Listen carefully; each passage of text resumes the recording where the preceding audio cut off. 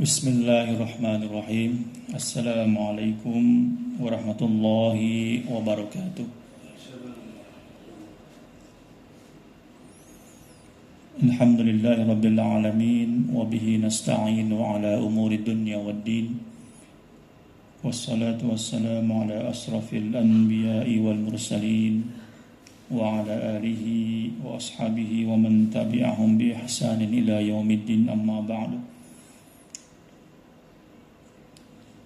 Jamaah yang dimuliakan Allah Subhanahu wa taala, alhamdulillah pada kesempatan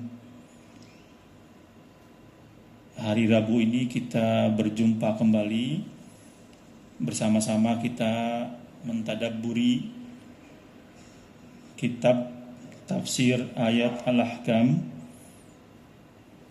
Pertemuan sebelumnya kita telah membahas tentang hukum menghadap ke arah kiblat. Hukum yang pertama itu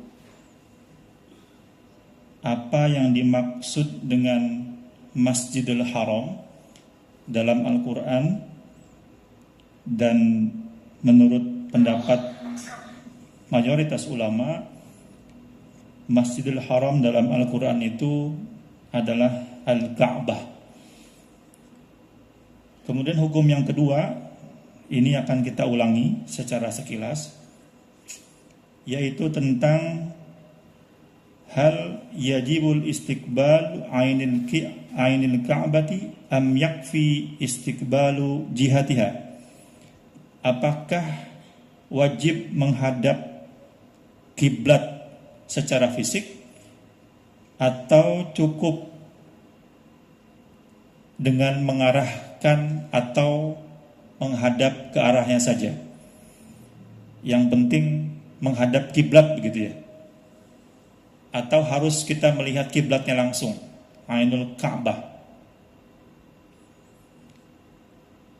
Beberapa pendapat yang telah kita sampaikan terdahulu. Yang pertama, pendapat dari Syafi'iyah dan Hanabilah, annal wajiba istiqbalu ainil Ka'bah. Menurut pendapat Imam Syafi'i dan juga Imam Hambali, melihat Ka'bah itu adalah wajib. Sementara pendapat yang kedua, yaitu Hanafiyah dan Malikiyah, annal wajib istiqbalu jihatal Ka'bah. Yang wajib itu adalah menghadap atau mengarah ke kiblat atau ke Ka'bah, tanpa harus melihat langsung Ka'bahnya. Dengan beberapa dalil yang telah kita sampaikan pada pertemuan terdahulu, kemudian sampai pada kesimpulan bahwa pendapat Malikiyah, pendapat yang kedua tadi, itu lebih kuat atau lebih dapat diterima, karena kita tidak semuanya berada di depan Ka'bah atau berada di Mekah, sehingga sholat kita tidak mungkin langsung menghadap secara fisik ke arah Ka'bah. Oleh karenanya pendapat Malikiyah dan Hanafiyah yang mengatakan bahwa cukup menghadap ke arah kiblat tanpa perlu berhadapan langsung dengan kiblat, itu sudah dapat dikatakan sah dalam sholatnya. Wataliha, kita akan melanjutkan untuk hukum yang ketiga dan keempat. Ini ada 4 hukum yang kita akan gali. Al-hukmu tsalits, hal tasihhus salatu fawqa dhahril Ka'bah. Apakah sah salat di atas Ka'bah? Di atas Ka'bah yang di dalam kitab ini adalah betul-betul di atas Ka'bah. Kalau kita lihat Ka'bah itu bentuknya kubus, di atasnya ada atapnya. Nah, pertanyaan di kitab ini adalah sholat di atas Ka'bah, tepat di atas atapnya, bukan sholat di atas Ka'bah yang hotel-hotel di samping kanan kiri itu kan juga posisinya lebih tinggi dibandingkan Ka'bah. Maka kalau hotel-hotel itu maka masih bisa dikatakan jelas boleh karena sholatnya bukan langsung di hadapan atau di atas Ka'bah. Wa bina'an 'ala al-khilafis sabiq. Nah, pertanyaan ini terkait juga dengan pertanyaan yang pertama tadi, al-hukmul awal. Apakah menghadap kiblat itu harus dengan secara langsung melihat Ka'bahnya atau boleh sekedar menghadap ke kiblatnya gitu. In bana khilafun akharun fi hukmis salati fawqal Ka'bah. Dari perbedaan pendapat yang ada pada hukum yang pertama tadi, maka timbul pula perbedaan pendapat mengenai hukum sholat di atas Ka'bah. Nah, mungkin kita mengiranya ini orang ada-ada aja ya sholat di atas Ka'bah gitu. Tapi mungkin karena dahulu orang di Ka'bah itu tidak terlalu ramai, sehingga sangat mungkin orang naik ke atas Ka'bah, dan bagi sebagian orang ingin mendapatkan keberkahan Ka'bah dengan sholat di atasnya langsung. Hal tasihhu amla, apakah itu sah atau tidak? Fadhahaba as-Syafi'iyyatu wal Hanabilah ila adami sihhatis sholati fawqiha. Yang pertama, pendapat Syafi'iyah dan Hanabilah dari kalangan Imam Syafi'i dan juga kalangan Imam Hambali mengatakan tidak sah sholat di atas Ka'bah. Nah, ini maksudnya sholat langsung di atas Ka'bah. Li'annal musta'la 'alaiha la yustaqbaluha innama yustaqbalu syai'an akhar. Karena kalau kita berada di atas Ka'bah, maka kita tidak menghadap ke arah kiblat atau tidak menghadap ke arah Ka'bah. Yang ada posisi di atas Ka'bah itu ketika melaksanakan sholat berarti kita menghadapnya ke arah yang lain selain Ka'bah. Pendapat ini kemudian mengatakan tidak sah sholat di atas Ka'bah. Ada juga pendapat yang kedua, wa ajazal hanafiyatu as-salatu fawqaha ma'al karahiyah. Nah, pendapat kalangan Imam Hanafi mengatakan boleh sholat di atas Ka'bah tetapi tidak disukai atau dibenci, makruh. Li'annal musta'la 'alaiha lima fil isti'la'i 'alaiha min su'il adab. Karena kita menganggap Ka'bah itu adalah tempat yang agung di mana kita menjadikannya sebagai kiblat. Kalau kita berada di atasnya, maka termasuk ke dalam su'ul adab atau yang tidak berakhlak, tidak beretika. Illa anna sholata tasihhu bina'an ala madhabihim min anna al-qiblata hiyal jihah.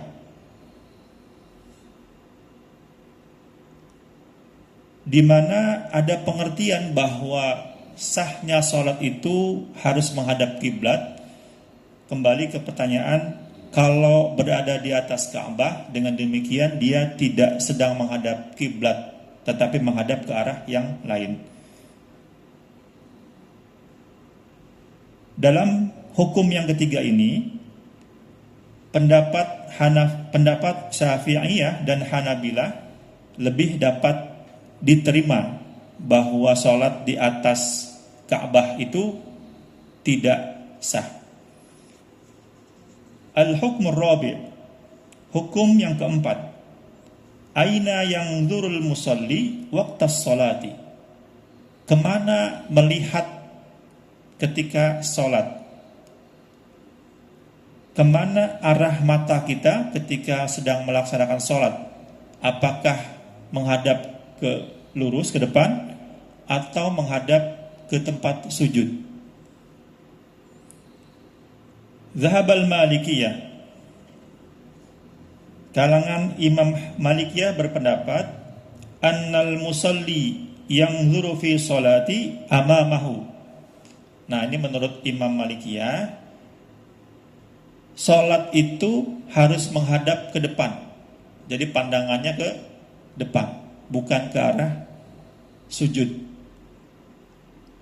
Wa qala al-jumhur, ada juga pendapat menurut ulama mayoritas, yustahabbu ay yakuna nadruhu ila mawdi'i sujudihi. Sangat disukai kalau orang sholat itu pandangannya menghadap ke tempat sujud. Yustahabbu. Ini pendapat ulama mayoritas, atau kebanyakan ulama berpendapat sebaiknya orang sholat itu pandangannya diarahkan kepada tempat sujud. Wa qala Suraiku al-Qadi, ada pendapat dari Qadi Suraik, yang dzuru fil qiyami ila mawdi'is sujud wa fil ruku'i ila mawdi'i qadamaihi wa fis sujudi ila mawdi'i anfihi wa fil qu'udi ila hajrihi. Menurut Qadi Suraik, seseorang ketika sholat hendaknya pandangannya menghadap ke tempat sujud pada saat berdiri. Nah, ini Qadi Suraik ini mendetilkan pandangan sesuai dengan gerakan sholat. Pada saat berdiri, maka pandangannya diarahkan ke tempat sujud. Wa fir ruku'i ila mawdi'i qadamaihi, dan ketika ruku' pandangannya dihadapkan atau diarahkan ke kakinya. Jadi ketika ruku', kalau menghadap diarahkan ke tempat sujud kan mungkin matanya agak sulit ya, tapi menurut Qadi Suraik ini diarahkan ke kedua kakinya. Wa fis sujudi ila mawdi'i anfihi, ketika sujud matanya diarahkan ke hidungnya. Wa fil qu'ud ila hajrihi, dan ketika duduk pandangan matanya diarahkan kepada lututnya. Jadi tangan kita yang menyentuh lutut itu dijadikan tempat pandangan bagi ketika sholat. Kemudian pendapat yang berikutnya dari Imam Al-Qurtubi, fi hadhil ayah hujjatun wadihatun lima dhahaba ilaihi Malik wa man wafaqahu fi annal musalli hukmuhu ayyanzura amamahu la ila mawdi'i sujudihi liqauli ta'ala fawalli wajhaka syatral masjidil haram. Imam Al-Qurtubi pendapatnya sama dengan pendapat Imam Malik, bahwa orang sholat itu harus menghadap atau pandangannya diarahkan ke depan. Karena ayat yang mengatakan fawalli wajhaka syatral masjidil haram itu berarti maka palingkan wajah kalian ke arah Masjidil Haram, bukan ke arah tempat sujud. Yang keempat, ada pendapat dari Imam Ibnul Arabi. Beliau mengatakan, innama yanzuru amamahu fa innahu in hana ra'sahu dhahaba ba'dul qiyamil muftarid alaihi fir ra'si wa huwa ashraful a'dha wa in aqama ra'sahu wa takallafa an-nadhru bi basarihi ila al-ardi fatilka mashaqqatun 'azimatun wa harajun wa ma ja'ala 'alaina fid dini min harajin. Pendapat ini hampir sama dengan pendapat sebelumnya, yang orang sholat hendaknya melihat ke arah depan. Karena kalau melihat ke arah bawah, maka dikategorikan sikap berdirinya tidak sempurna, menurut Imam Ibnul Arabi. Sekarang dari keempat pendapat itu, mana yang menurut penulis kitab ini lebih bisa diterima dengan dalil-dalil yang mereka miliki. At-tarjih was-sahih ma dhahaba ilaihi al-jumhur fa innal musalli idza nadhara ila makanis sujudi la yakhruj an kaunihi mutawajjihan ila al-Ka'bah. Menurut penulis buku kitab ini adalah apa yang disampaikan oleh jumhurul ulama atau pendapat dari mayoritas ulama. Mayoritas ulama mengatakan orang yang sholat hendaknya pandangannya diarahkan ke tempat sujud. Ini yang menjadi rojih atau bisa diterima oleh kita semuanya. Kenapa demikian? Karena pandangan yang diarahkan ke tempat sujud itu tidak bermaksud keluar dari menghadap kiblat. Jadi kalau pendapat-pendapat yang nomor 2, 3, dan 4 tadi, nomor 2 dan 3 tadi mengatakan kalau pandangannya ke tempat sujud, maka berdirinya tidak sempurna. Dan itu tidak sesuai dengan ayat Quran, fawalli wajhaka satrul masjidil haram. Nah, jumhur ulama mengatakan menghadap ke arah sujud itu tidak keluar dari makna menghadap kiblat. Justru wa innama istahabbu dzalika hatta la yatasaghalu fi sholati bi ghairiha wa liyakuna akhsha' liqalbihi wallahu a'lamu bis-shawab. Justru dengan menghadap atau mengarahkan pandangan ke tempat sujud, kita menjadi lebih khusyuk karena tidak terganggu dengan apa yang ada di depan kita saat berdiri sholat. Bisa jadi di shaf pertama ada mungkin kita melihat ada tulisan-tulisan. Kalau di masjid ini ada kiswah, kita sempat baca-baca mungkin ketika sholat kalau pandangannya menghadap ke depan.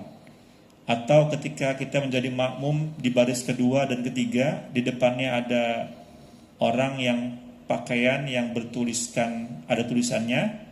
Ketika menghadap ke depan, maka kita bisa saja terganggu dengan membaca tulisan-tulisan itu. Maka jumhurul ulama, mayoritas ulama berpendapat lebih disukai kalau kita ketika sholat wajahnya dihadapkan ke tempat sujud. Hukum yang keempat ini menjadi hukum yang terakhir dari bab tentang menghadap ke arah kiblat. Kemudian apa yang menjadi hikmah dari ayat yang diturunkan oleh Allah Subhanahu wa taala yang barusan kita kaji ini? Yang pertama, awalan i'tiradul yahudi ala tahwilil kiblati sufhun wa jahalatun.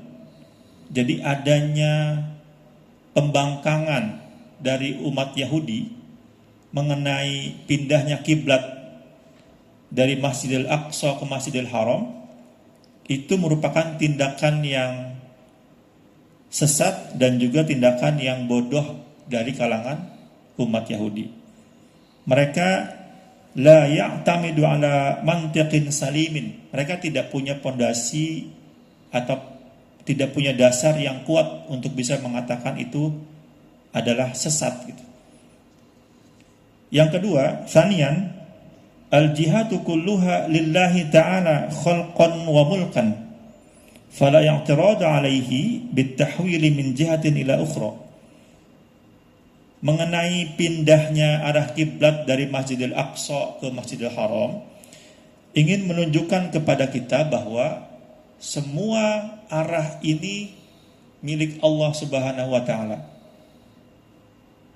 Maka ketika diarahkan untuk menghadap ke Masjidil Aqsa, itu juga atas perintah Allah Subhanahu wa taala. Lalu ketika dipindahkan menghadap ke Masjidil Haram, itu juga atas perintah Allah Subhanahu wa taala. Ini ingin menunjukkan bahwa Allah yang menentukan, maka Allah juga yang akan memberikan kepastian mana yang menjadi kewajiban bagi hamba-hambanya. Salisan, al-ummatul Muhammadiyah afdalul umami, lidzalika ikhtaraha Allahu lisyahadati 'alal khalaiki yaumal qiyamah. Yang ketiga, umat Nabi Muhammad itu adalah umat yang paling afdol, umat yang paling utama. Lidzalika, untuk itu Allah menunjuk umat Nabi Muhammad pada saat nanti untuk menjadi pemimpin umat atau pemimpin golongan pada saat yaumul qiyamah. Rabi'an, tahwilul qiblah imtihanun liimanin nasi liyatamayyazul mu'min as-sadiq anil fajiril munafiq. Yang keempat, perpindahan arah kiblat dari Masjidil Aqsa ke Masjidil Haram itu merupakan ujian bagi umat Islam yang beriman. Untuk apa?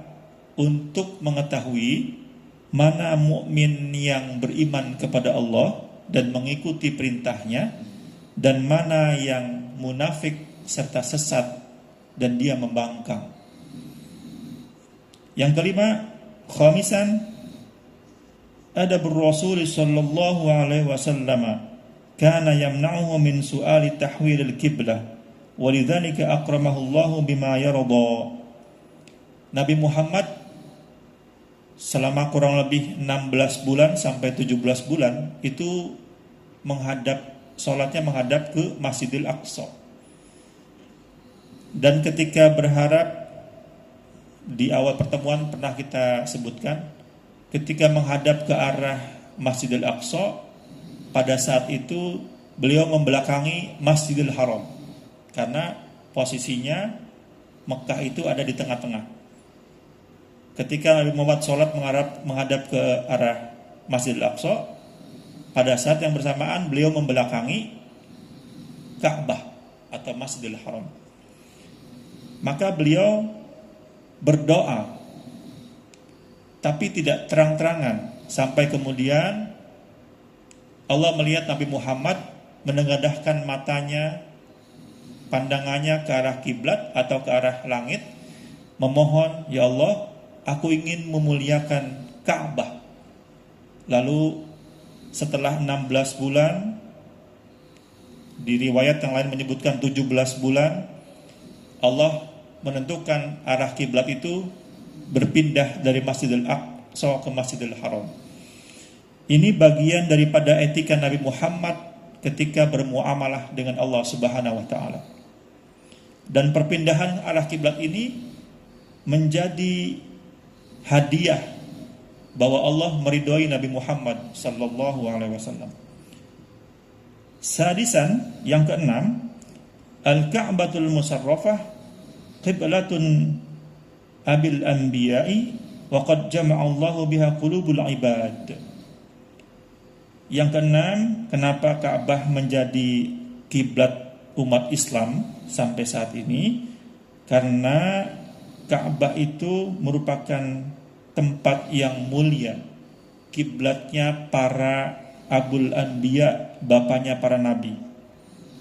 Dan jama'allahu biha qulubul ibad, dan Allah mengumpulkan hati kita bertaut pada Ka'bah, terutama ketika sedang melaksanakan ibadah umroh dan ibadah haji. Dari seluruh penjuru dunia orang berdatangan kepada Allah Subhanahu wa taala dengan bersama-sama melakukan tawaf, kemudian juga rangkaian ibadah lainnya di hadapan Ka'bah. Sabi'an, ahlul kitabi ya'lamuna anna tahwil al-qiblati haqqun walakinnahum aradu fitnatul mu'minin. Sesungguhnya umat Yahudi, ahlul kitab itu tahu bahwa ada perpindahan arah kiblat dari Masjidil Aqsa ke Masjidil Haram, itu adalah benar datangnya dari Allah Subhanahu wa taala, tetapi karena mereka sudah berhati munafik, maka mereka ingin menyebarkan fitnah di kalangan umat Islam agar umat Islam ini ragu dengan perintah Allah untuk berpaling atau menghadap kiblat ke arah Masjidil Haram.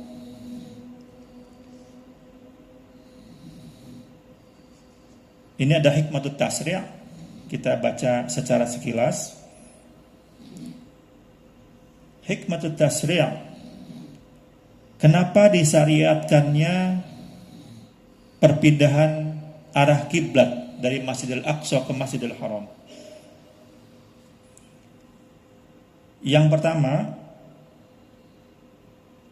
imtihanu imanin nas, untuk menguji iman manusia, mana yang jujur dan beriman kepada Allah dengan mengikuti perintahnya, dan mana yang munafik sehingga dia tidak mau mengikuti perintah Allah Subhanahu wa taala.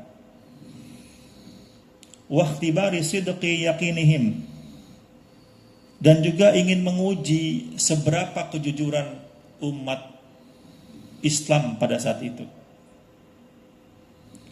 Liyudhiral mu'minus shadiq wa minal kadhibil munafiq, agar nampak jelas siapa yang benar-benar beriman dan dia percaya kepada Allah, dan siapa yang munafik dan ingkar kepada Allah Subhanahu wa taala.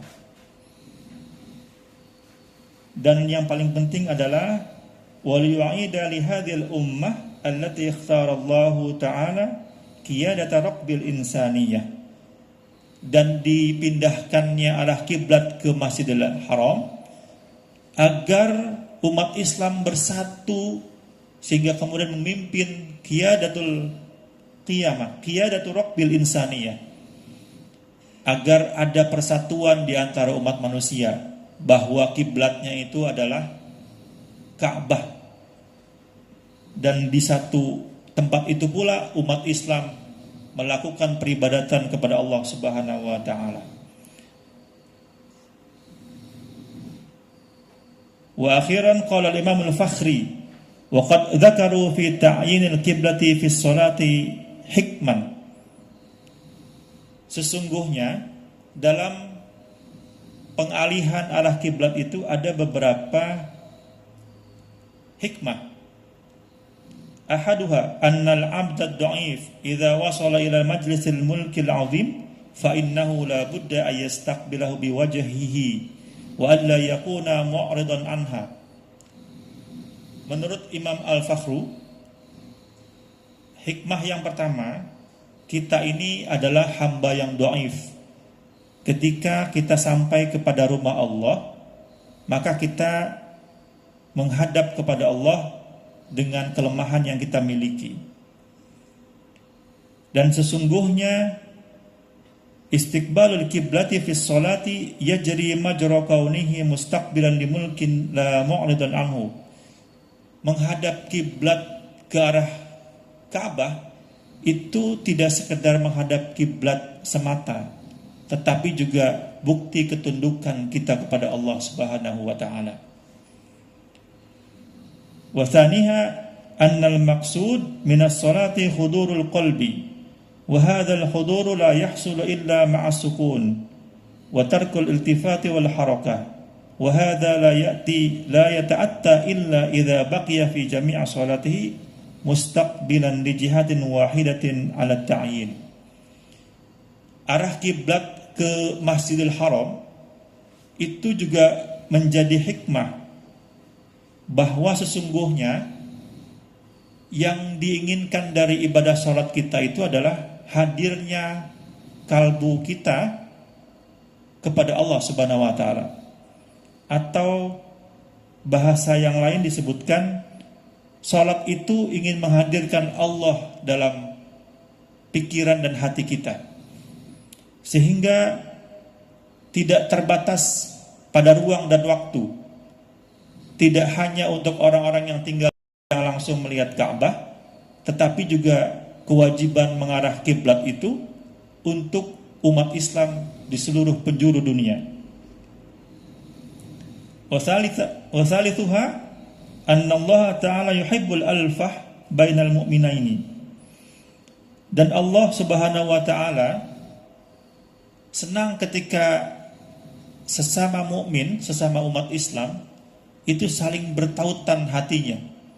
Dan itu kita lihat ketika sedang sholat, orang-orang bertautan hatinya, sama-sama dengan kompak menghadap kepada Allah, melakukan gerakan-gerakan sholat yang ditentukan, dengan kompak pula membaca apa yang disyariatkan dalam ibadah sholat. Yang terakhir, warabi'uha annallaha ta'ala khassal ka'bah bidafatiha ilaihi fi qawlihi wa tahhara baiti wa khassal mu'minin bidafatihim bisifatil ubudiyyati ilaihi ya ibadi. Ada dua kata dalam Al-Quran yang langsung disematkan kepada Allah Subhanahu wa taala. Yang pertama, Ka'bah. Itu disebut oleh Allah dengan kata rumahku, baiti, wa tahhara baiti. Yang kedua, Allah memanggil hamba-hambanya lalu disematkan dengan kata aku, ya ibadi, wahai hamba-hambaku. Dari dua kalimat yang mendapatkan kalimat tambahan atau disematkan langsung kepada Allah, itu menunjukkan bahwa seakan-akan Allah mengatakan, ya mukmin, anta abdi, wahai umat mukmin, wahai orang-orang yang beriman, kamu adalah hambaku. Wal ka'batu baiti, dan Ka'bah itu adalah rumahku. Was salatu khidmati, dan salat adalah perantaraan kalian untuk beribadah kepadaku. Fa'aqbil biwajhika fi khidmati ila baiti. Maka ketika kalian salat, wajah kalian dihadapkan atau diarahkan kepada rumahku. Wa biqalbika ilayya, sementara hatimu jangan berpaling selain hanya untukku. Ini kalimatnya romantis dari Allah Subhanahu wa taala kepada hambanya. Allah menyebut kita sebagai ya ibadi, wahai hambaku. Kamu adalah mukmin dan kamu adalah hambaku. Ka'bah adalah rumahku. Salat adalah perantara kalian untuk beribadah kepadaku. Maka menghadaplah ke arah kiblat, sementara hati kalian jangan berpaling selain hanya untukku. Ini menjadi hikmah yang keempat dan yang terakhir menurut Imam Al-Fakhru dalam tafsir Al-Kabir Fakhrur Razi. Demikian, nafa'anallahu bi'ulumihi wa insyaallahu ta'ala sanalqi fi yaumin mustaqbilin insyaallah. Demikian, mohon maaf apabila ada yang salah, nanti kita akan perbaiki. Hadanallahu wa iyyakum. Assalamualaikum warahmatullahi wabarakatuh.